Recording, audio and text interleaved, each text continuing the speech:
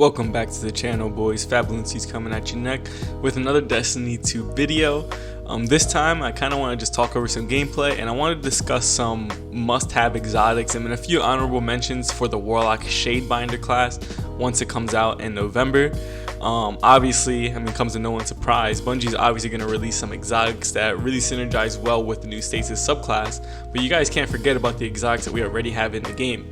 Now, a lot of them are focused around using the Solar, Arc, and Void subclasses, but there's a few that I want to talk about that can apply to the new Stasis subclasses. So I have this broken into two categories. I have one category that's must-haves, then I have the other one that are honorable mentions. So we're gonna start with the must-haves first, and my number one must-have is Claws of Ahamkara. Now this one right here, it just grants you an additional melee charge.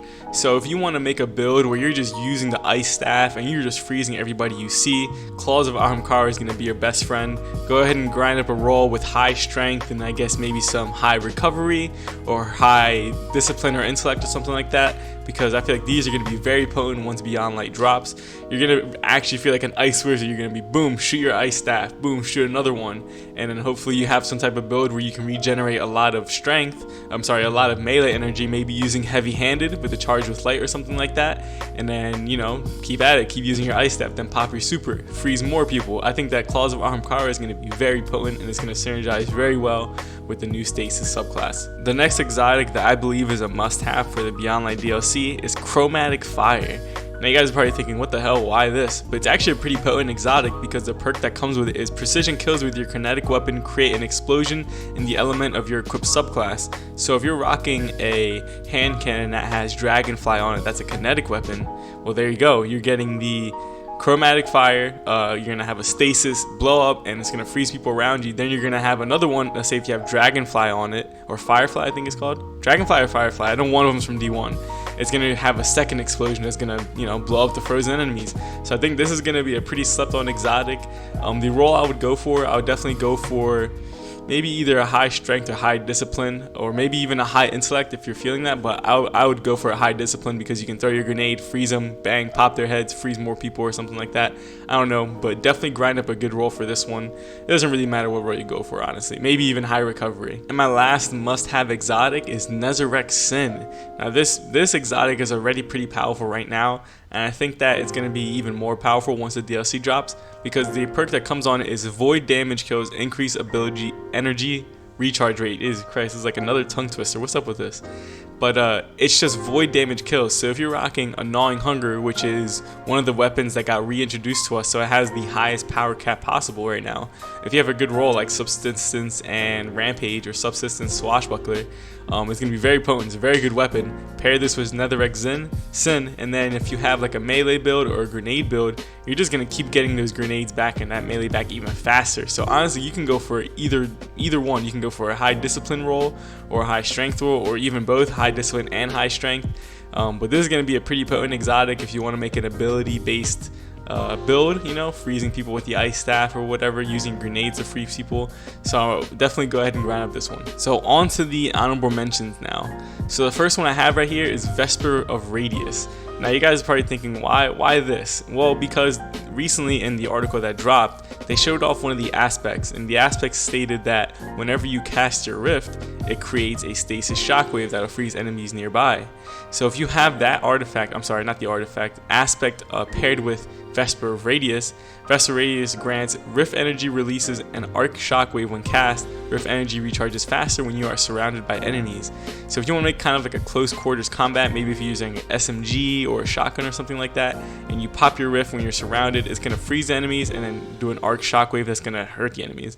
So I think this is going to be, I don't know if it's going to be top tier, but it's definitely one you're going to want to keep an eye out. Obviously you're going to want to run for or grind for a high recovery roll. So I definitely think you should go ahead and try and grind out one of these. Next up on the honorable mentions list is Viridity's Brow. Now the perk that comes on it is the fourth magic. Energy weapon kills grant death throws, which provides a bonus to the damage of your grenades and grants you grenade energy. When you have death throws active and throw a grenade, nearby allies gain greatly increased grenade regeneration for a short time. Now yeah, these descriptions are just way too wordy for me. But if you want to make a build that's heavily focused around using your ice grenades and you have an energy weapon as a primary, so then you can just make a grenade build using your energy weapon and getting kills with that is going to give you grenade energy, and it's also going to kind of support your allies because they're going to get increased grenade regeneration rate.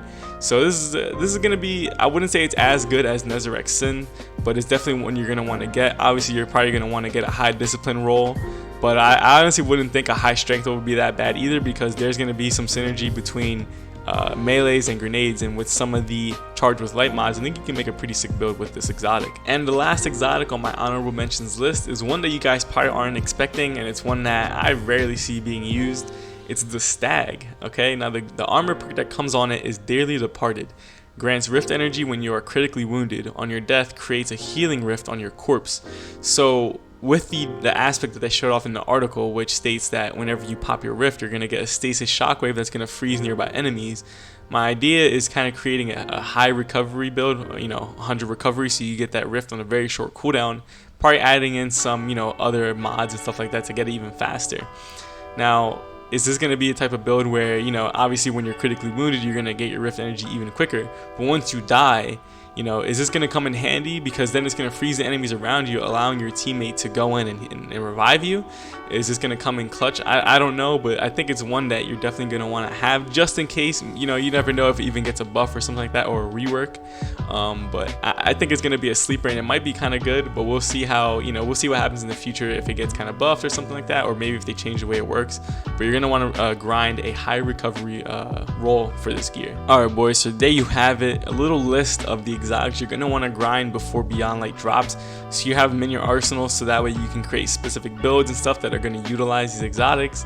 Now again, there's probably going to be exotics that drop with Beyond Light that are more focused around using the Stasis ability, or the Stasis subclass rather, but you definitely can't forget about the exotics you already have in the game, and I think they're going to be pretty potent once the new DLC drops, because the double melee, you know, I think that's going to be pretty clutch, and the Nezurek Sin, just getting your abilities back when using a void weapon, that's going to be pretty potent. And if you want to make an ability focused build, I think these are the exotics you're going to want to have.